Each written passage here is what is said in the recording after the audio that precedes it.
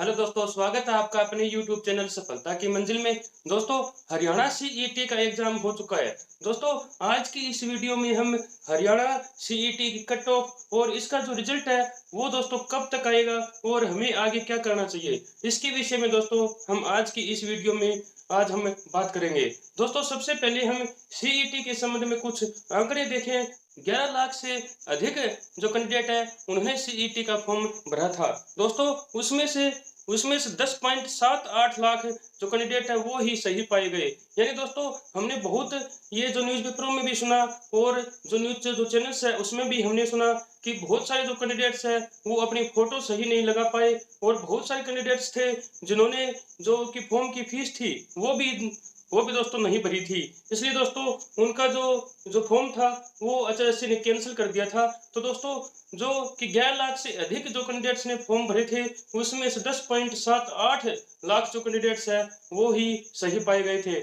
उनमें से दोस्तों जो एनटीए ने बाद में 9.52 यानी कि 9.52 लाख जो कैंडिडेट है उनका ही एडमिट कार्ड जारी किया था। अब दोस्तों, आपके मन में एक प्रश्न तो उठ रहा होगा कि जब 10.78 लाख कैंडिडेट्स सही पाए गए यानी उनकी आवेदन पत्र सही थे, तो दोस्तों 9.52 जो लाख है वो उनके ही एडमिट कार्ड क्यों जारी हुए? तो दोस्तों, बहुत सारे ऐसे कैंडिडेट थे जिन्होंने ओनली ग्रुप डी के लिए फॉर्म भरा हुआ था, या जो कैंडिडेट 10वीं पास थे और उन्होंने एग्जाम भरते टाइम उन्होंने only only group D option select किया था।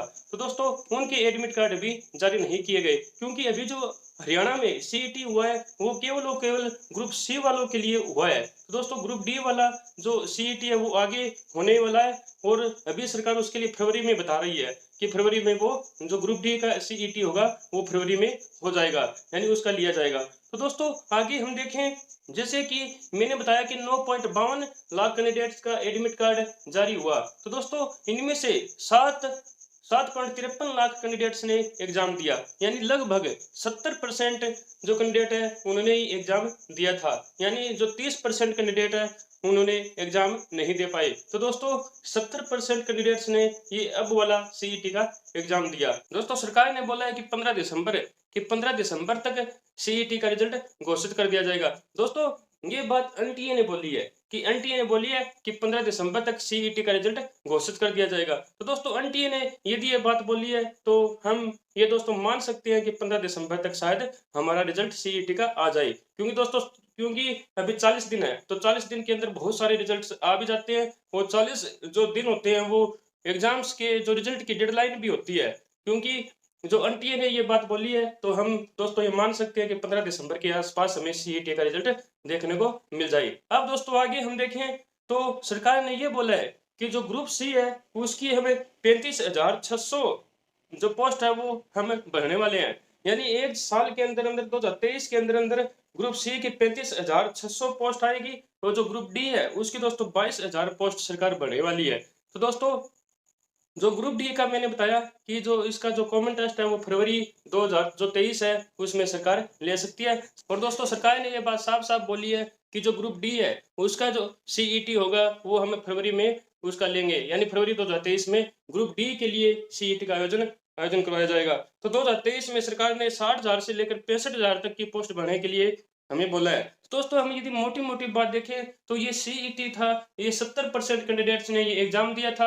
और दोस्तों, जो सरकार ने बोला है, जो एनटीए ने बोला है कि 15 दिसंबर तक इसका रिजल्ट घोषित कर दिया जाएगा। और दोस्तों, सरकार की जो एक महत्वपूर्ण बात है वो है कि जो ग्रुप डी के लिए जो सीईटी होगा वो फरवरी 2023 में ले लिया जाएगा। यानी दोस्तों, हमारे पास केवल और केवल सिर्फ 3 से 4 महीने हैं, यानी 3 महीने हैं कि हमें जो कि ग्रुप डी का सीईटी देना है। तो सबसे पहले दोस्तों, इसमें ये बात आती है कि हमें अपनी तैयारी बिल्कुल भी नहीं छोड़नी, क्योंकि अभी जो आपका रिदम, आपका जो फ्लो बना हुआ है स्टडी करने का वो दोस्तों बहुत ही अच्छा बना हुआ होगा, क्योंकि आपने ग्रुप सी के लिए यानी ग्रुप सी का जो सीईटी हुआ है इसके लिए बहुत अच्छी तैयारी की होगी।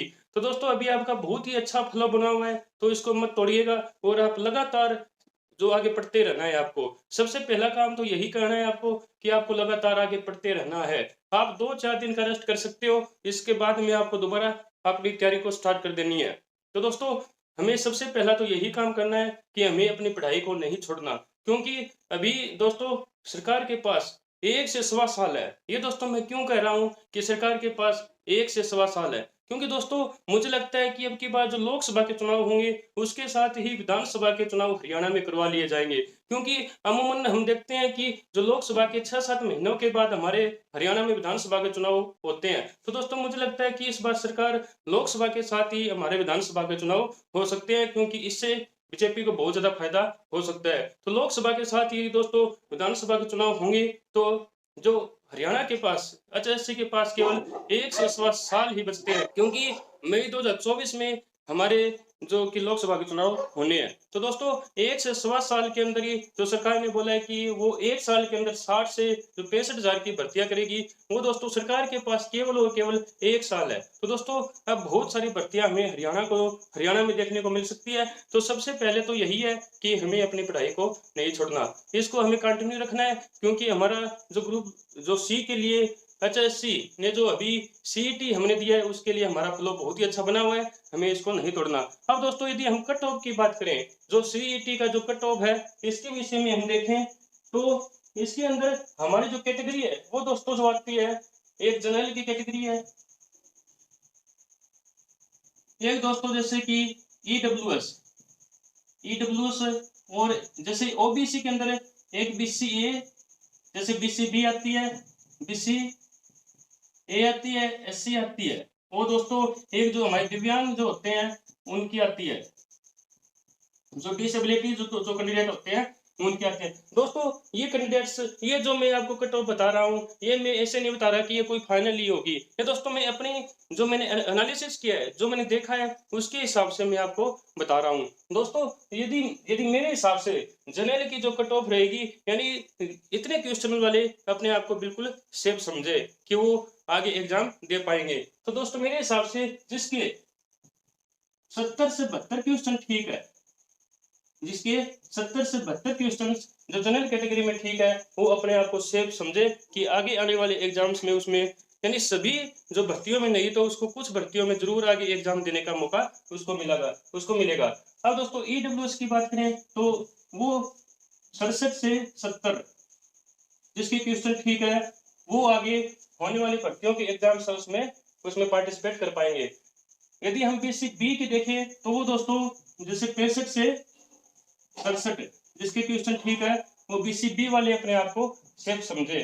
और बीसीए के लिए 62 से 65 जो क्वेश्चन, एससी के लिए हम देखें तो ये दोस्तों 58 से 62 जो क्वेश्चन है, जिसकी एससी कैटेगरी में ठीक है, वो दोस्तों अपने आप को सेफ समझे कि आगे आने वाली भर्तियों में उसको, यानी किसी न किसी एग्जाम्स में जरूर आगे पार्टिसिपेट करने के लिए उसको मिलेगा। दिव्यांग जो है वो दोस्तों जिसके 52 प्लस है, जिसके 52 प्लस क्वेश्चन ठीक है, वो दोस्तों समझे कि वो सेफ है, यानी वो आगे एग्जाम्स में भाग ले पाएगा। ये दोस्तों मेरी ओर से जो जो कट ऑफ है हरियाणा सीईटी की, मेरी ओर से दोस्तों यही रहने वाली है। जो हरियाणा सीईटी की जो करंट जो कट ऑफ रहेगी, वो दोस्तों यही रहने वाली है। और दोस्तों जो एक्चुअल तो हमें जब एचएससी रिजल्ट देगी और उसके बाद में दोस्तों जब वो आगे भर्तियां करेगी, तब हमें एक्चुअल रूप से देखने को मिलेगा। और दोस्तों अभी तो बहुत सारी जो बातें हैं वो दोस्तों जो हमारे पास स्पष्ट भी नहीं है, क्लियर भी नहीं है। जैसे दोस्तों आगे जो भर्तियां होगी ग्रुप सी के लिए, उसमें आगे जो एक और एग्जाम होगा, वो दोस्तों किन कैंडिडेट्स का होगा। वो दोस्तों एक तो सरकार बोल रही है कि जो क्वालिफाइंग जो मार्क्स होंगे, वो दोस्तों जनरल के लिए 50% बोल रहे हैं, यानी जिसके 50% मार्क होंगे वो दोस्तों सीईटी को क्वालिफाई कर जाएगा। और दोस्तों जो रिजर्व जो कैटेगरी है, यानी जो आरक्षित श्रेणी है, उनके लिए दोस्तों सरकार ने 40% का आंकड़ा रखा है कि जिसके जो आरक्षित श्रेणी में आता है, जिसके 40% या इससे अधिक जो नंबर होंगे, वो सीईटी को क्लियर वो उसको माना जाएगा। तो दोस्तों अब हमारे सामने यही बात आती है कि जो ये क्लियर होंगे वो सभी एग्जाम दे पाएंगे, या कि सरकार ने जिस हिसाब से बोला है कि 4 या 5 गुना का जो कैंडिडेट है वो ही आगे एग्जाम, इसके लिए जो आगे भर्तियां होंगी उनमें दे पाएंगे। तो दोस्तों इस संबंध में एक कोर्ट में भी केस चल रहा है, हम देखते हैं कि उसका डिसीजन क्या आता है। तो हमें दोस्तों इस संबंध में तो अभी वेट ही करना होगा, हमें इंतजार करना होगा कि जो 40 जो कि 50% का इन्होंने जो डाटा रखा है, वो सभी जो क्वालिफाई कैंडिडेट आगे भर्ती में शामिल हो पाएंगे, या फिर जो 4 या 5 गुना कैंडिडेट्स को एचएससी ही बुलाएगी और आगे एक और एग्जाम कंडक्ट करके उनका आगे भर्ती को संपन्न आगे करेगी। तो दोस्तों ये तो टाइम ही बताएगा। इस संबंध में को जो कोर्ट में केस है वो दोस्तों बहुत कुछ मैटर करेगा, और वो ही दोस्तों डिसाइड करेगा कि आगे क्या होने वाला है। अब दोस्तों मेरे हिसाब से देखें तो सरकार क्वालिफाइंग को भी आगे रख सकती है। जो क्वालिफाई का जो कैंडिडेट है उनको ये आगे रख सकती है कि जितने जो इन जो मार्क्स है इनकी इतने परसेंट से जिसके मार्क्स अधिक है वो आगे भर्ती में शायद शामिल हो जाए। तो दोस्तों वो तो समय ही बताएगा, हम अभी इसके बारे में कुछ नहीं कर सकते। लेकिन हमें सिर्फ एक चीज हमारे हाथ में है, सिर्फ एक चीज हमारे हाथ में है, और वो है आगे अपनी स्टडी को कंटिन्यू रखना। तो दोस्तों सबसे पहली बात तो हमें अपनी स्टडी को ही कंटिन्यू रखना होगा, और ये हमें नहीं छोड़नी होगी, क्योंकि सरकार के पास 1 से सवा साल है जिसमें ये इन्होंने जो बोला है 60 से 65,000 भर्तियां करने का दोस्तों उसके लिए सरकार के पास केवल 1 से सवा साल ही है। तो दोस्तों हमें बहुत ही आगे भर्तियां हमें एचएससी यानी हरियाणा में देखने को मिल सकती है। तो इसके लिए हमें सबसे पहले अपनी स्टडी है जो पढ़ाई है उसको नहीं छोड़ना। तो दोस्तों हमें अपनी पढ़ाई को कंटिन्यू रखना है, और आपको इस चैनल सफलता की मंजिल पर भी आपको आगे कंटिन्यू वीडियो मिलती रहेगी। दोस्तों इस आज की वीडियो बनाने का मेरा यही उद्देश्य था कि आपको इसकी कट ऑफ के बारे में, आगे आने वाले रिजल्ट्स के बारे में, ग्रुप डी का जो आगे फरवरी 2023 में एग्जाम होगा उसके बारे में बताने के लिए, और जो सीईटी का जो रिजल्ट है वो 15 दिसंबर तक जो घोषित करने की बात एनटीए ने बोली है उसके बारे में आपको बताने के लिए, और आगे हमें क्या करना है कि हमें अपनी जो पढ़ाई है जो स्टडी है उसको कंटिन्यू रखना है। तो दोस्तों यही बताने का उद्देश्य आज की मेरी इस वीडियो को बनाने का था। तो दोस्तों अब हम मिलते हैं अपनी अगली वीडियो में, जो कि हमारी आगे आने वाली भर्ती के लिए जो अपनी उसकी सूचनाओं से रिलेटेड या हमारी तैयारी से रिलेटेड जो अगली वीडियो होगी उसमें हम आगे मिलते हैं। तो दोस्तों यदि ये वीडियो आपको सही लगी हो तो आप इसको लाइक शेयर और चैनल को सब्सक्राइब जरूर कीजिएगा। तो दोस्तों मिलते हैं अगली वीडियो में। Thank you.